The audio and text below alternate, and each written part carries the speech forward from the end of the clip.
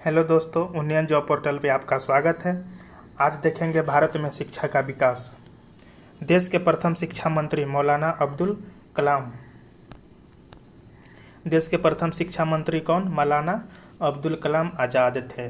भारत में प्रथम राष्ट्रीय शिक्षा नीति की घोषणा 1968 में की गई। भारत में अंग्रेजी शिक्षा का Magna carta Charles Wood dispatch को कहा जाता है। भारत में अंग्रेजी शिक्षा का Magna carta Charles Wood dispatch को कहा जाता है, जिसे 1854 ईस्वी को जारी किया गया। भारत में अंग्रेजी शिक्षा का सूत्रपात लॉर्ड मैकाले ने किया था। अंग्रेजी शिक्षा का सूत्रपात किसने किया था? लॉर्ड मैकाले ने किया था। शिक्षा का माध्यम अंग्रेजी बनाने हेतु मैकाले का विवरण पत्र 1835 ईस्वी में जारी किया गया। शिक्षा में सुधार के लिए अंग्रेजी सरकार ने हंटर आयोग का गठन 1882 ईस्वी में तथा सैडलर आयोग का गठन 1917 ईस्वी में किया। शिक्षा में सुधार के लिए अंग्रेजी सरकार ने हंटर आयोग का गठन 1882 में तथा सैडलर आयोग का गठन 1917 ईस्वी में किया। मुक्त विश्वविद्यालय सर्वप्रथम इंग्लैंड में खोला गया। देश का प्रथम मुक्त विश्वविद्यालय डॉक्टर बी.आर. अम्बेडकर मुक्त विश्वविद्यालय की स्थापना 26 अगस्त 1982 ईस्वी को हुआ था। इंदिरा गांधी मुक्त विश्वविद्यालय इग्नू नई दिल्ली की स्थापना 1985 में हुई। विश्वविद्यालय अनुदान आयोग यूजीसी की स्थापना 1956 में हुई थी। राष्ट्रीय शैक्षिक अनुसंधान और प्रशिक्षण परिषद एनसीईआरटी की स्थापना कब हुई? 1961 में हुई। राष्ट्रीय साक्षरता मिशन की शुरुआत 1988 ईस्वी में हुई थी। भारतीय शिक्षा को 10+2+3 का सुझाव कोठारी आयोग ने दिया था। ऑपरेशन ब्लैक बोर्ड नामक कार्यक्रम 1987-88 में लागू हुआ था। आगे देखेंगे। केंद्रीय अंग्रेजी एवं विदेशी भाषा संस्थान तथा इंडियन स्कूल ऑफ बिजनेस कहाँ है? हैदराबाद में है। विश्व भारती विश्वविद्यालय की स्थापना रविंद्रनाथ टैगोर ने की थी। भारतीय विश्वविद्यालय आयोग का गठन कब हुआ? 1902 ईस्वी में हुआ। भारतीय विश्वविद्यालय आयोग का गठन कब हुआ? 1902 ईस्वी में हुआ। आज़ादी के बाद शिक्षा में सुधार के लिए सरकार ने राधा कृष्णन आयोग का गठन 1948-49 में किया था। भारत में सर्वप्रथम आईआईटी खड़गपुर की स्थापना 1951 में हुई। भारत में सर्वप्रथम आईआईटी खड़गपुर की स्थापना कब हुई? 1951 में हुई। भारत के प्रथम इंजीनियरिंग कॉलेज रुड़की की स्थापना 1847 में हुई थी।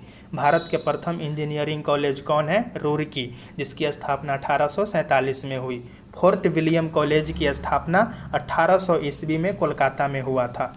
जामिया मिलिया इस्लामिया विश्वविद्यालय की स्थापना 1920 में मोहम्मद अली जौहर ने किया।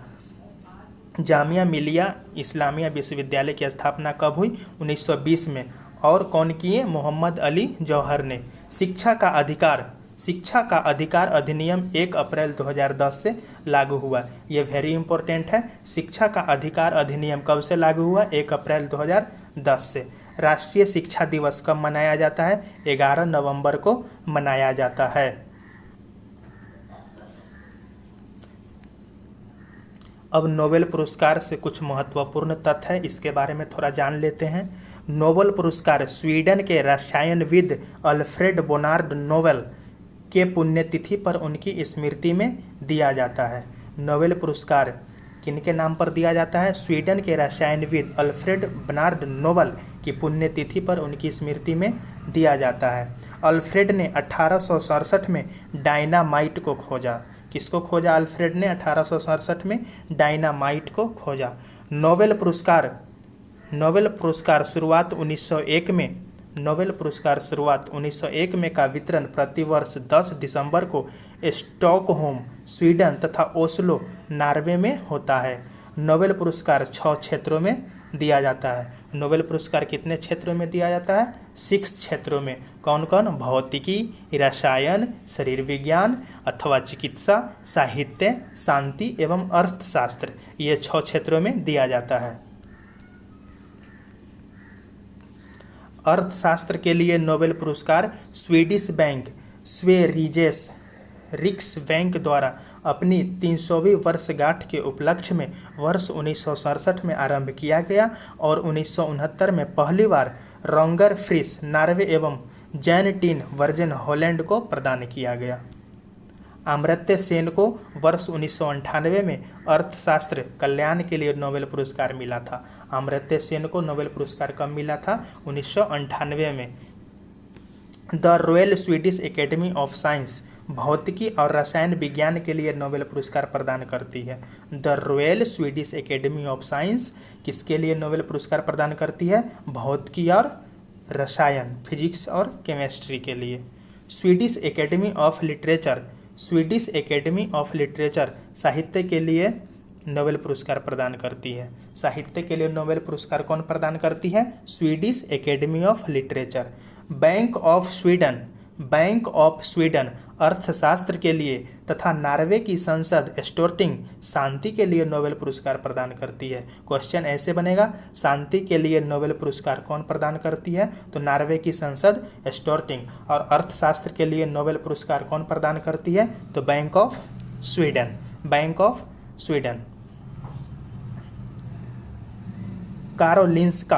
Karolinska chirurgical institute Sweden.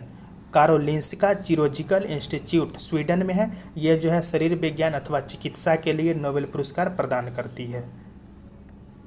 Bharat का पहला नोबेल साहित्य के क्षेत्र में किनको दिया गया?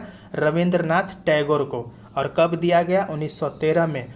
और किस लिए? तो गीतांजलि के लिए। गीतांजलि के लिए इनको भारत का पहला नोबेल पुरस्कार साहित्य के क्षेत्र में दिया गया था रविंद्रनाथ टैगोर को 1913 में। नोबेल पुरस्कार प्राप्त करने वाली पहली भारतीय महिला कौन थी? मदर टेरेसा थी, जिन्होंने 1979 में शांति का नोबेल पुरस्कार मिला। नोबेल पुरस्कार प्राप्त करने वाले एकमात्र मुस्लिम प्रोफेसर कौन थे? अब्दुल कलाम थे। विज्ञान में नोबेल पुरस्कार प्राप्त करने वाले प्रथम भारतीय कौन? सीवी रमन। और इनको कब मिला? 1930 में मिला।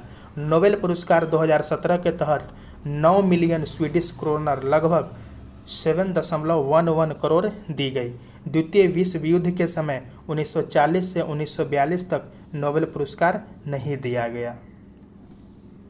नोबेल पाने वाली पहली महिला मैडम क्यूरी 1903 में रेडियो सक्रियता की खोज हेतु है। नोबेल पाने वाली पहली महिला कौन? Madam Curie. नोबेल पुरस्कार के किसी एक क्षेत्र में 3 से अधिक व्यक्ति संयुक्त विजेता नहीं हो सकते हैं। अब तक केवल 2 बार 2 व्यक्तियों को मरणोपरांत यह पुरस्कार दिया गया है। 1974 में नियम बना कि मरणोपरांत किसी को नोबेल पुरस्कार नहीं दिया जाएगा। मरणोपरांत किसी को नोबेल पुरस्कार नहीं दिया जाएगा। यह नियम कब बना? 1974 में बना। सबसे कम उम्र में नोबेल प्राप्त करने वाली पाकिस्तान की मलाला यूसुफजई 17 वर्ष में, जिसे 2014 का शांति का नोबेल मिला। सबसे कम उम्र में किसको नोबेल पुरस्कार दिया गया था? पाकिस्तान की मलाला यूसुफजई को 17 वर्ष की उम्र में इसको मिला था। और कब? 2014 का शांति का नोबेल मिला था। अब देखते हैं भारत गवर्नर जनरल एवं वायसराय। गवर्नर जनरल एवं वायसराय, इसके बारे में थोड़ा देखते हैं। बंगाल में अस्थायी कर व्यवस्था लॉर्ड कॉर्नवालिस के समय में 1793 में। भारत का अंतिम गवर्नर जनरल तथा भारत का प्रथम वायसराय कौन? Lord Canning. भारत का अंतिम गवर्नर जनरल तथा भारत का प्रथम वायसराय कौन? Lord Canning. बंगाल विभाजन किसके समय में? लॉर्ड कर्जन के शासनकाल में 1905 में। रेलवे बोर्ड का गठन कब हुआ? 1905 में लॉर्ड कर्जन के समय। बंगाल विभाजन रद्द हुआ 1911 में लॉर्ड हार्डिंग द्वितीय के समय। प्रथम रेलवे लाइन की स्थापना 1853 में लॉर्ड डलहौजी के समय। प्रथम रेलवे लाइन की स्थापना कब हुई? 1853 में। किसके समय? लॉर्ड डलहौजी के समय।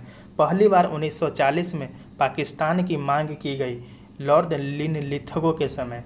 लॉर्ड लिनलिथगो के समय पहली बार 1940 में पाकिस्तान की मांग की गई। कैबिनेट मिशन भारत कब पहुंचा? मार्च 1946 में लॉर्ड बेवेल के समय। कैबिनेट मिशन किसके समय भारत पहुंचा? लॉर्ड बेवेल के समय। स्वतंत्र भारत का प्रथम गवर्नर जनरल लॉर्ड माउंटबेटन। स्वतंत्र भारत के प्रथम गवर्नर जनरल कौन बने? Lord Mountbatten. जलियांवाला बाग हत्याकांड कब हुआ था? 13 अप्रैल 1919 को लॉर्ड चेम्सफोर्ड के समय।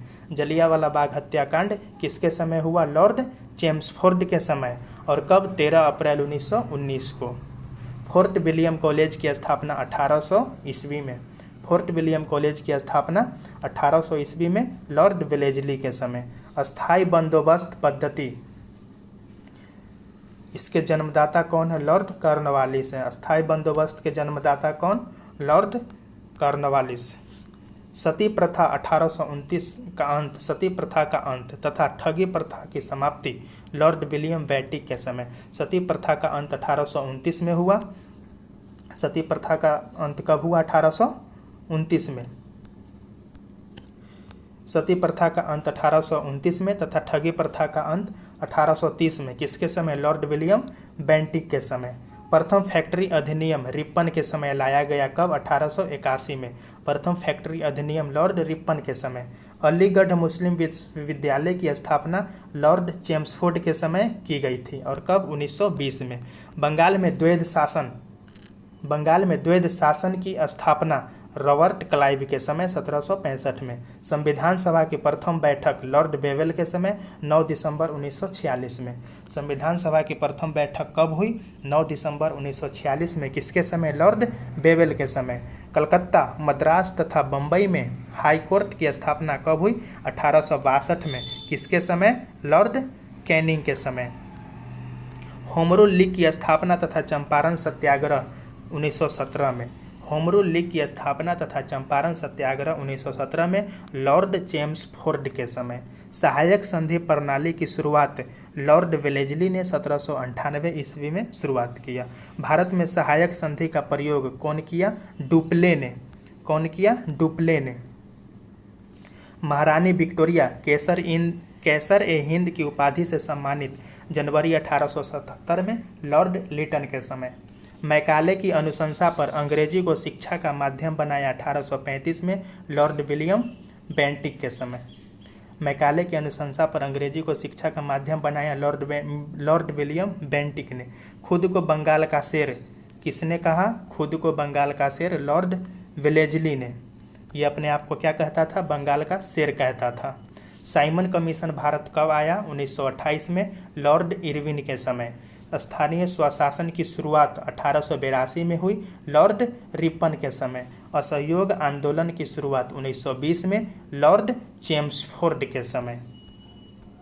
मुस्लिम लीग की स्थापना कब हुई? 1906 में लॉर्ड मिंटो द्वितीय के समय। द्वितीय विश्व युद्ध का प्रारंभ 1939 में लॉर्ड लिनलिथगो के समय। कांग्रेस का जन्म लॉर्ड डफरिन के समय। कांग्रेस का जन्म कब हुआ? लॉर्ड डफरिन के समय। अब देखते हैं मुद्रा प्रणाली, थोड़ा सा इसके बारे में पढ़ लेते हैं। भारतीय मौद्रिक व्यवस्था की इकाई रुपया है। आरबीआई के मौद्रिक नीति का नाम नीतिगत दस्तावेज है। क्या है? नीतिगत दस्तावेज। रुपया का नाम सिक्का पहली बार शेरशाह सूरी ने लगभग 1542 ईस्वी में जारी किया था। भारत में सर्वप्रथम पत्र मुद्रा का चलन 1806 में तथा कागजी मुद्रा करेंसी का प्रचलन 1862 में हुआ। भारत में दशमलव मुद्रा प्रणाली 1 अप्रैल 1957 से प्रारंभ हुई। मुद्रा का अवमूल्यन 3 बार कब 1949 में, 1966 में तथा 1991 में हुआ। भारत में सिक्कों की टकसाल मुंबई 1830, हैदराबाद 1903, कोलकाता 1950 और नोएडा 1989 में है। 10 रुपया, 50 रुपया, 100 रुपया, 500, 1000 मूल्य के note currency note press Nashik Maharashtra में छपती है। देवास मध्य प्रदेश स्थित बैंक नोट प्रेस 20, 50, 100, 500 मूल्य वर्ग के नोट छापती है। देवास कहाँ है? मध्य प्रदेश में स्थित bank note press Madhya Pradesh में, यहाँ पे 20, 50, 100, 500 की नोट छपती है। बैंक और करेंसी नोट कागज तथा नॉन जुडिशियल स्टाम्प पेपर की छपाई में प्रयोग होने वाले कागज का उत्पादन सिक्योरिटी पेपर मिल होशंगाबाद मध्य प्रदेश में होता है। बैंक और करेंसी नोट कागज तथा नॉन जुडिशियल स्टाम्प पेपर की छपाई में प्रयोग होने वाले कागज का उत्पादन सिक्योरिटी पेपर मिल होशंगाबाद मध्य प्रदेश में होता है। 1 रुपये के नोट और उससे कम राशि के करेंसी सिक्के वित्त मंत्रालय द्वारा, जबकि 1 रुपये से अधिक राशि के नोट और सिक्के भारतीय रिजर्व बैंक द्वारा जारी किए जाते हैं। 1 रुपये के नोट पर वित्त सचिव, 1 रुपये के नोट पर वित्त सचिव और 1 रुपये से अधिक 1 रुपये से अधिक सभी नोटों पर भारतीय रिजर्व बैंक के गवर्नर का हस्ताक्षर होता है। वर्तमान में नोट निर्गमन की न्यूनतम कोष प्रणाली लागू है, जिसे अक्टूबर 1956 में अपनाया गया था। ग्रेशम का नियम मुद्रा प्रचलन से संबंधित है। ग्रेशम का नियम किससे संबंधित है? मुद्रा प्रचलन से। प्लास्टिक मनी क्रेडिट कार्ड कहलाता है। प्लास्टिक मनी कौन कहलाता है? क्रेडिट कार्ड कहलाता है। मुद्रास्फीति वह स्थिति है जिसमें वस्तुओं की कीमत बढ़ती है और मुद्रा का मूल्य गिरता है। मुद्रास्फीति कैसी स्थिति है? इसमें वस्तुओं की कीमत बढ़ेगी और मुद्रा का मूल्य गिरेगा। भारत में मुद्रास्फीति की माप थोक मूल्य सूचकांक द्वारा की जाती है, जिसका वर्तमान आधार वर्ष 2011-12 है। मुद्रास्फीति में ऋणी लेनदार को लाभ होता है। मुद्रास्फीति में लाभ किसको होता है? लेने वाला, ऋणी को। सर्वप्रथम 1 जनवरी 1999 से 11 देशों ने यूरो के आधिकारिक मुद्रा के रूप में अपनाया। भारत में विदेशी मुद्रा का सर्वाधिक व्यय पेट्रोलियम उत्पादों के आयात पर होता है। भारत में विदेशी मुद्रा का सर्वाधिक व्यय कहाँ होता है? पेट्रोलियम उत्पादों के आयात पर होता है। भारत को सर्वाधिक विदेशी मुद्रा रत्न एवं आभूषण से प्राप्त होता है। विश्व में सबसे अधिक विदेशी मुद्रा कोष चीन के पास है। किसके पास है अधिक मुद्रा कोष? चीन के पास। सबसे अधिक महंगी मुद्रा पाउंड स्टर्लिंग है। सबसे अधिक महंगी मुद्रा कौन है? पाउंड स्टर्लिंग है। भारत ने वर्ष 1947 में अंतर्राष्ट्रीय मुद्रा कोष IMF की सदस्यता प्राप्त की। भारत ने 1947 में अंतर्राष्ट्रीय मुद्रा कोष की सदस्यता प्राप्त की। 15 जुलाई 2010 को भारतीय मुद्रा को नया चिन्ह डिजाइन डी उदय कुमार, इसका डिजाइन कौन किए थे? डी उदय कुमार मिला। नेक्स्ट आगे कला एवं संस्कृति के बारे में थोड़ा पढ़ लेते हैं। कला एवं संस्कृति। भरतनाट्यम तमिलनाडु का प्रमुख शास्त्रीय नृत्य है, जिसे कर्नाटक संगीत के माध्यम से एक व्यक्ति प्रस्तुत करता है। भरतनाट्यम के 3 प्रमुख घराना है, तंजौर, कांचीपुरम एवं पंडनलूर। भरतनाट्यम के 3 प्रमुख घराना है, तंजौर, कांचीपुरम एवं पंडनलूर। इंजीनियर कृष्ण अय्यर तथा यामिनी कृष्ण मूर्ति भरतनाट्यम के प्रमुख कलाकार है। कथकली केरल का प्रमुख शास्त्रीय नृत्य है। कथकली कहाँ का शास्त्रीय नृत्य है? केरल का। कथकली के गीतों की भाषा मलयालम है। 1968 में हिंदी गीतों पर पहली बार कथकली प्रस्तुत की गई थी। कथकली मंच पर काले वस्त्रों का प्रयोग होता है। कथकली मंच पर कैसे वस्त्रों का प्रयोग होता है? काले वस्त्रों का। कथक उत्तर भारत का प्रमुख शास्त्रीय नृत्य है। कुचिपुड़ी कहाँ का है? आंध्र प्रदेश का प्रमुख शास्त्रीय नृत्य है। वल्लतोल नारायण मेनन, आनंद शिवरामन माधवन, कृष्णन कट्टी कथकली के प्रमुख कलाकार हैं। आगे देखेंगे ओडिसी, ओडिशा में प्रचलित नृत्य कला है। ओडिसी कहाँ का है? उड़ीसा का प्राचीन शैली है। ओडिसी नृत्य पूर्णतः आराधना का नृत्य है। सोनल मानसिंह, केलुचरण महापात्र तथा कालीचरण पटनायक ओडिसी नृत्य के प्रमुख कलाकार हैं। भारतीय शास्त्रीय नृत्य में 9 रस है। भारतीय शास्त्रीय नृत्य में कितने रस है? 9 रस है। मोहिनी अट्टम नृत्य का संबंध केरल से है। यक्षगान कर्नाटक का प्रमुख लोक नृत्य है। कर्नाटक का प्रमुख लोक नृत्य यक्षगान। यक्षगान में नृत्य और गान का संगम होता है। जात्रा पश्चिम बंगाल का लोक नाट्य है।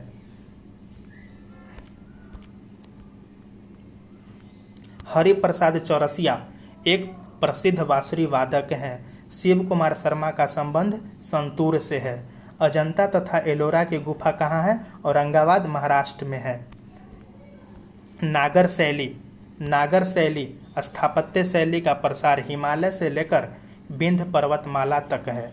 मुक्तेश्वर मंदिर उड़ीसा, लिंगराज मंदिर भुवनेश्वर उड़ीसा, खजुराहो का मंदिर मध्य प्रदेश नागर शैली का उदाहरण है। मुक्तेश्वर मंदिर कहाँ है? उड़ीसा में। लिंगराज मंदिर भुवनेश्वर उड़ीसा में और खजुराहो का मंदिर मध्य प्रदेश में। यह किस शैली का उदाहरण है? नागर शैली का उदाहरण है।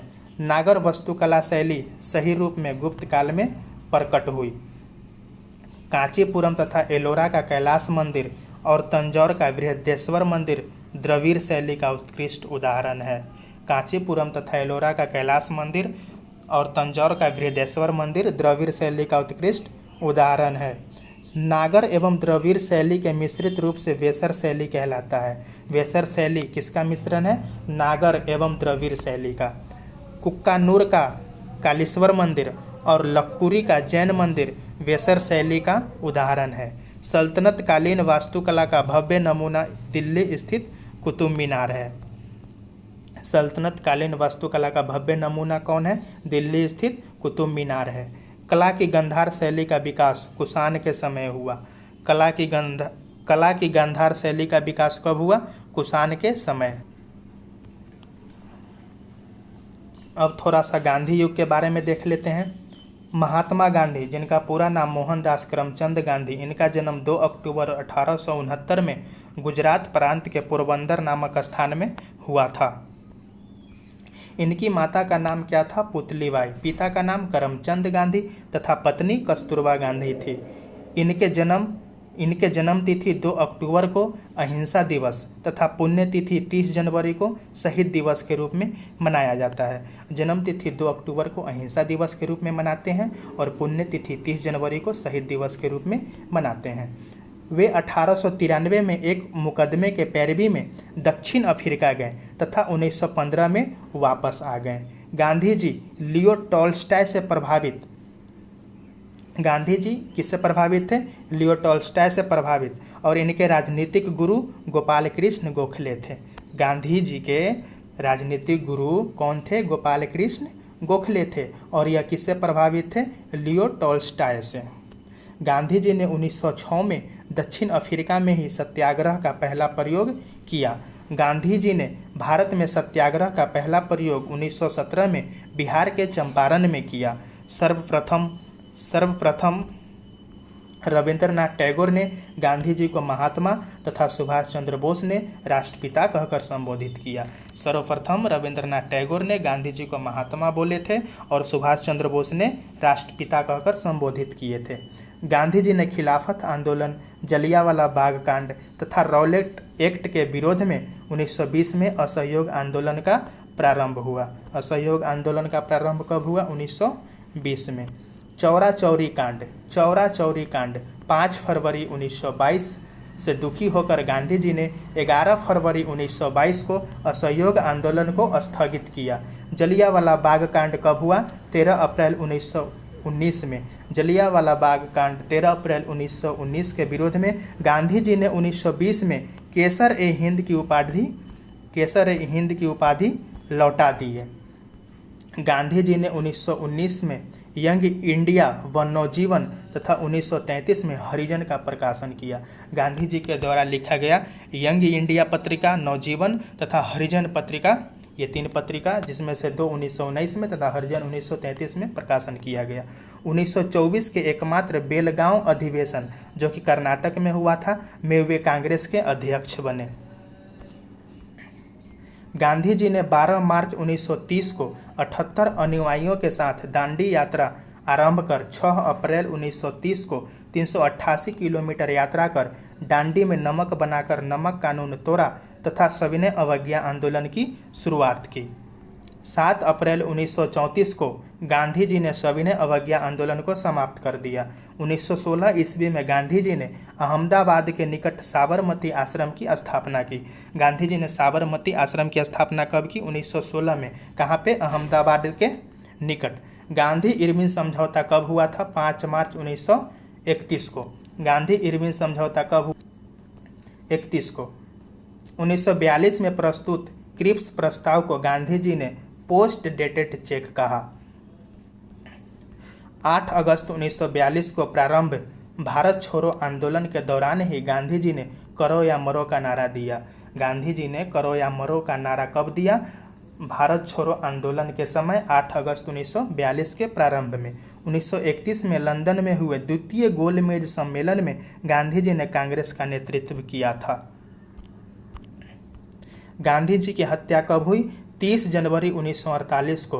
कौन किया? नाथूराम गोडसे प्रार्थना के समय किया था। गांधी जी की हत्या कब हुई? 30 जनवरी 1948 को। और 30 जनवरी को हम लोग कौन सा दिवस मनाते हैं? शहीद दिवस। इसी दिन गांधी जी शहीद हुए थे और इनकी हत्या नाथूराम गोडसे ने किया था। गांधी जी की समाधि स्थल राजघाट कहलाता है। गांधी जी की समाधि स्थल क्या कहलाता है? राजघाट। विंस्टन चर्चिल ने इन्हें अर्धनग्न फकीर कहा था। अर्धनग्न फकीर गांधी जी को किसने कहा था? विंस्टन चर्चिल ने। तो दोस्तों आज यहीं तक। नेक्स्ट हम लोग अगले वीडियो में देखेंगे। Thank you.